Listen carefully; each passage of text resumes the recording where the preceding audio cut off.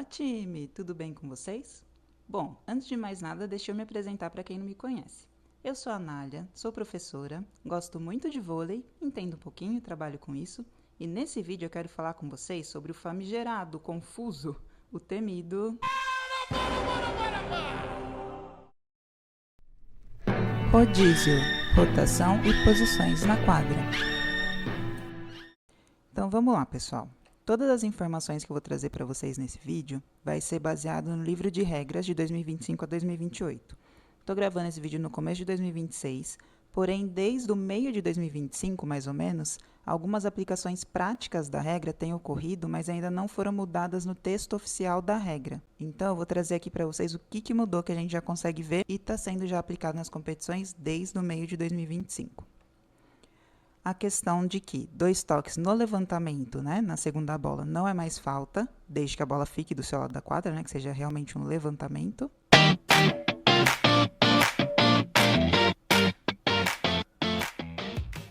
E, isso é importante para nós em questão de posição e rotação, o começo do rally é no lançamento da bola pelo sacador. Então, a gente está fazendo a famosa paradinha, né, finge que vai soltar a bola e não solta, ocasionando o erro do adversário se ele se move antes do lançamento da bola.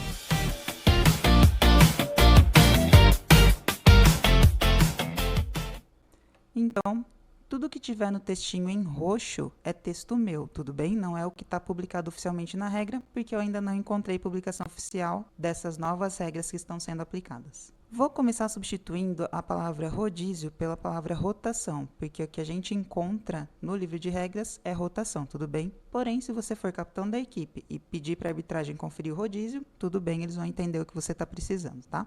A rotação no vôlei é isso aqui, você já vai entender, porque é só um spoiler, tá? Um resumo. Já que o vôlei tem algumas variações, né, alguns jeitos diferentes de jogar, o que a gente vai estar analisando aqui em questão de rotação e posição é o jogo de 6 jogadores de um lado da quadra contra 6 jogadores do outro lado da quadra. Para a gente conseguir se localizar e entender a questão de posições e rotações, a gente tem que entender os setores que a quadra é dividida. A quadra é dividida em linha de frente, e isso inclui a linha de ataque, 3 jogadores ocupando essas posições de linha de frente, e também em linha de trás, que é ocupada por outros 3 jogadores. Temos aí, então, o nosso sexteto. Além de linha de frente e de trás, a quadra também é dividida por 6 posições, porque são 6 jogadores, cada jogador ocupa uma posição. Sempre a rede é a nossa referência, então a gente começa a contar as posições. Número 1, atrás, à direita. Número 2, na frente, à direita. Número 3, no meio, na frente. Número 4, esquerda, na frente. Número 5, esquerda, atrás. E número 6, meio, atrás, ok? Então, a gente já entendeu que as posições 2, 3 e 4 fazem parte da linha de frente da quadra e as posições 5, 6 e 1 fazem parte da linha de trás da quadra.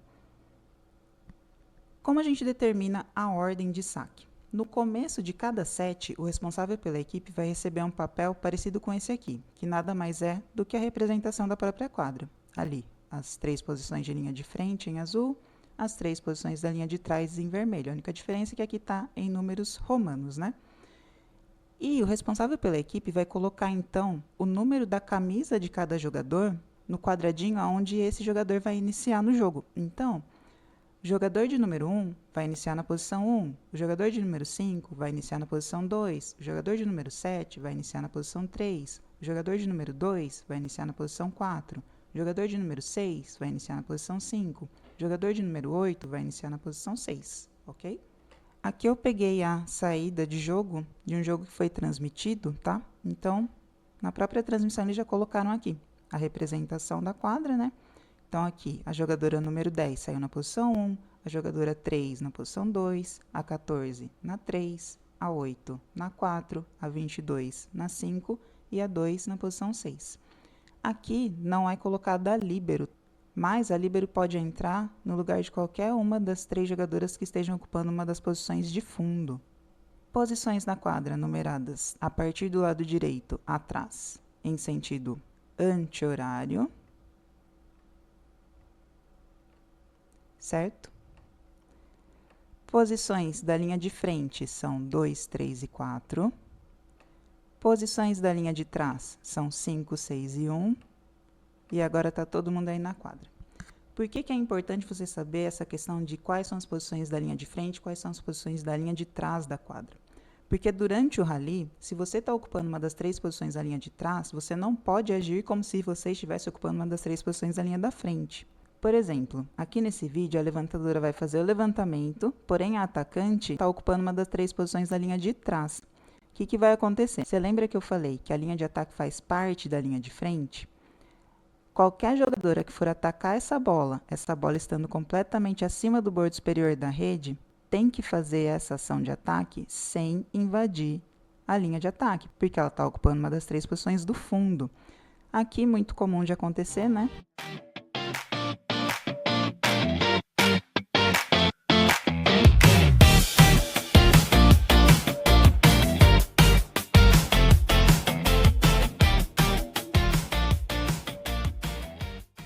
Toda vez que eu falar em falta durante a disputa do ponto, significa que uma equipe fez uma infração que deu o ponto para o adversário. Beleza, Anália, já entendi que a ordem de saque, a ordem de rotação é determinada no começo de cada set. Mas quando e como que roda? Antes de eu chegar nesse assunto, eu vou precisar que você entenda que o guardar a posição, que significa esperar antes de poder trocar de lugar na quadra, só é válido para a equipe receptora. A equipe sacadora respeita a ordem de quem está sacando e os ocupantes na linha de frente e de trás nas ações. Mas é importante lembrar que assim que o meu time perder o ponto, a minha equipe é que será a receptora, então eu vou ter que voltar e guardar a posição. Por exemplo, se a equipe sacadora tem um jogador da posição 6 naquele início de rally que está lá perto da rede, não é uma falta. Só é uma falta se ele fizer uma ação como se estivesse na rede. Por exemplo, se o jogador que está na 6 bloquear, é falta, ponto para o adversário. O texto da regra diz que um rally é a sequência de ações de jogo desde o momento do lançamento da bola para o saque pelo sacador até que a bola esteja fora de jogo. Um rally completo é a sequência de ações de jogo que resultam na conquista de um ponto. Traduzindo, sacador lançou a bola para sacar depois do apito do árbitro, e o árbitro apitou de novo, apontando quem fez o ponto, temos um rally finalizado. Se rolou cartão vermelho para a equipe sacadora, a equipe que recebeu o ponto também realiza a rotação antes de sacar. Então, que momento que eu rodo? Antes de sacar, se o saque era do adversário, mas o ponto foi do meu time. Quando a equipe receptora vence o rally, ela ganha um ponto e o direito de sacar, e seus jogadores rodam uma posição no sentido horário. Uma tabelinha que eu fiz aqui para tentar não confundir muito o momento que roda é o seguinte. Coloquei equipe sacadora em verde, equipe receptora em vermelho. Se for sequencial, 2 quadradinhos da mesma cor, nada muda, você não roda, mantém o mesmo sacador.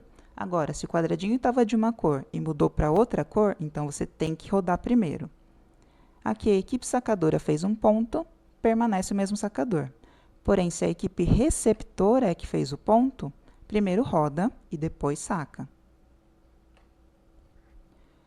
Recapitulando, as posições na quadra são numeradas em sentido anti-horário, porém, quando eu for rodar, eu vou avançar uma posição no sentido horário, então fica ao contrário, né? Fica em ordem decrescente as posições que eu vou rodar. Assim, se eu comecei aquele rally na posição número 1, quando a minha equipe for rodar, eu vou para a posição 6. Se eu comecei aquele rally na posição número 6, quando rodar, eu vou para 5. Da 5, eu vou para 4. Da 4, eu vou para 3. Da 3, eu vou para 2. Da 2, eu vou para 1. E segue nessa mesma ordem até acabar aquele set ou até eu ser substituído. Com as 6 jogadoras posicionadas, a rotação fica assim. Como não confundir? A quadra, ela tem as posições em diagonais. A posição número 1 é diagonal à posição número 4. A posição número 5 é diagonal à posição número 2. E a posição número 6 é diagonal à posição número 3.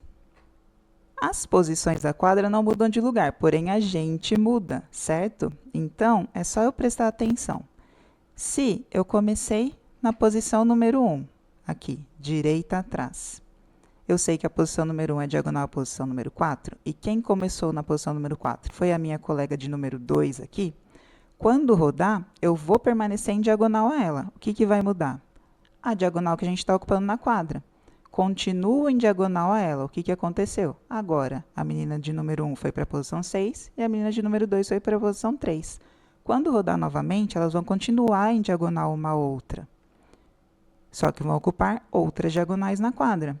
E é a mesma coisa, gente. Sempre isso vai ter que acontecer até o final daquele set ou até alguém ser substituído. Outro jeito para ajudar a gente a se localizar na quadra é decorar os seus vizinhos, quem está na sua frente e atrás de você, na ordem do saque. Então, pela ordem do saque, a jogadora número 1 está na posição 1, a jogadora número 5 está na posição 2. Toda vez que rodar, a jogadora de número 5 vai ocupar a posição onde antes estava sendo ocupada pela jogadora de número 1. Elas sempre vão ser vizinhas uma à outra. Rodou de novo. Beleza? Então, nessa formação do exemplo, pela ordem de quem vai sacar. Primeiro vai ser a jogadora número 5, depois a número 7, depois a número 2, depois a 6, depois a 8 e depois a 1. Lembrando que a minha equipe está recebendo o saque. Então, recebi o saque, mas o ponto foi meu. Primeiro roda e depois saca. Isso é desde o começo dos sets, tá, pessoal? Se a equipe adversária sacou e o ponto foi meu, o primeiro ponto do jogo foi meu, da minha equipe, primeiro roda e depois saca. Não existe isso de não roda primeira, certo? Mas, no momento do jogo, os jogadores não ficam posicionados dessa forma. Eles ficam posicionados mais ou menos parecido com isso aqui, né? E isso depende do sistema de jogo, basicamente, tudo bem? Da estratégia. Sistema de jogo nada mais é do que uma estratégia, né? É uma regra, tudo bem? A maneira que os jogadores se posicionam em quadra para recepcionar o saque adversário tem muito a ver com o sistema de jogo. Alguns sistemas de jogo popularmente conhecidos são 5-1, 4-2, 6-0 ou 6-6. Como dizem, tem coisa que é legal, tem coisa que é super legal. E agora vai começar a ficar super legal. Por quê? Porque você vai entender que, sabendo as posições correspondentes, você pode posicionar o seu time em quadra da melhor maneira, da maneira mais estratégica para você conseguir aquele ponto, para você conseguir cobrir todos os espaços para a bola não cair do seu lado da quadra. Então, vamos lá. Concentra. O que a regra diz? A regra fala sobre posições correspondentes. As posições fazem correspondência entre as linhas de trás e linha de frente, lembra que a gente viu lá no começo do vídeo, sendo as correspondências. Posição 1 faz correspondência com posição 2. Posição 6 faz correspondência com posição 3. E posição 5 faz correspondência com posição 4. Beleza? Então, vamos à regra. O que a regra diz? Cada jogador da linha de trás deve estar nivelado ou ter pelo menos uma parte do pé mais distante da linha central do que o pé da frente do jogador de linha de frente correspondente. Meu Deus do céu, o que é isso? Calma, vamos lá. Cada jogador da linha de trás, então os jogadores da linha de trás estão sendo representados aqui pelo pezinho azul, tá? Deve estar nivelado. Nivelado é sempre uma linha imaginária, tá? Então, é mais complicadinho. Mas, deve estar nivelado ou ter pelo menos uma parte do pé mais distante da linha central, ó. Tem uma parte do pé do jogador da linha de trás mais distante da linha central do que o pé da frente do jogador da linha de frente correspondente? Sim, ó. Esse pé aqui está mais para trás do que esse pé aqui dele. Então, a regra diz que é um posicionamento correto. Como fala em estar nivelado aqui, né, na nossa linha imaginária também está um posicionamento correto. Mais fácil, quando que é falta, então? Quando o jogador de trás está completamente mais para frente do que seu correspondente da linha de frente, ok? Como a regra diz em posição dos pés, eu gosto de pensar como se os pés dos jogadores fossem representados por um bloco aqui. É o mesmo desenho, eu só troquei a figura, tá? Só é falta se, por exemplo, o jogador da 5 estiver completamente mais para frente do que o jogador da 4, que é o seu correspondente. E aqui, jogador da 6 com jogador da 3 e jogador da 1 com jogador da 2, certo?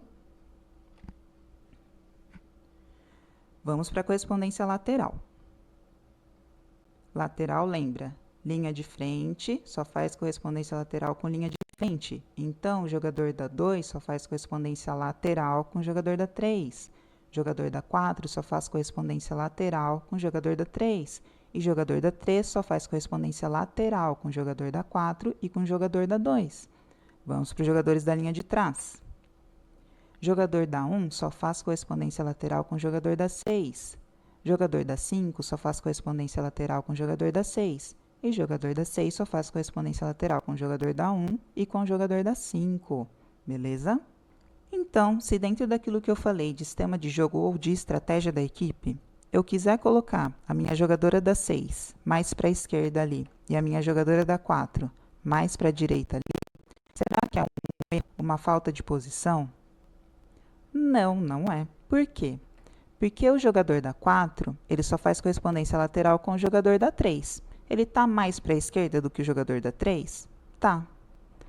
O jogador da 6 faz correspondência lateral com o jogador da 1 e com o jogador da 5. Ele está entre os dois? Tá, então não é falta. Agora vamos para as correspondências, tanto frente e trás quanto lateral. Coloquei uma colinha aqui do lado, para a gente olhar e relembrar com quem que cada posição faz correspondência, tá? Tanto frente e trás quanto lateral. Então, a gente vai falar posição por posição aqui, tá?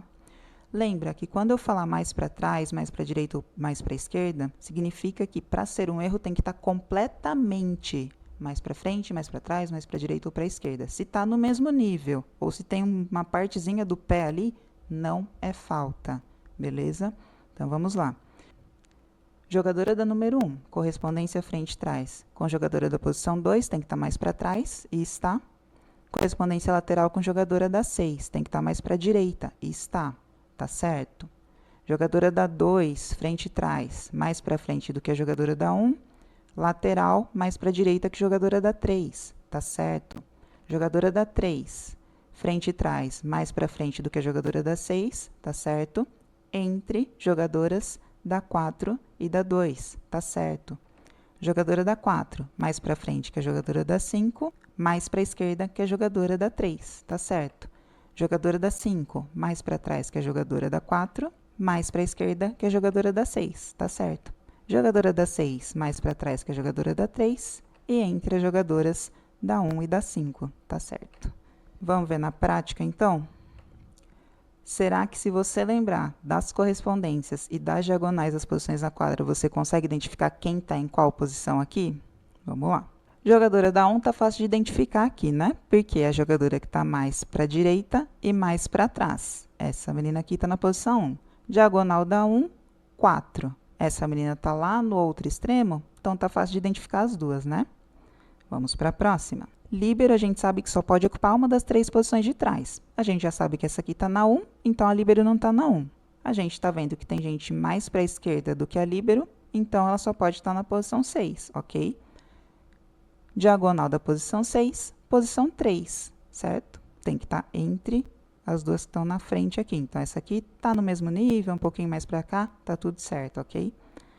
Só falta a gente saber da jogadora da 2 e a jogadora da 5. 1, 2, 3, 4, 5 e 6. Um direito atrás.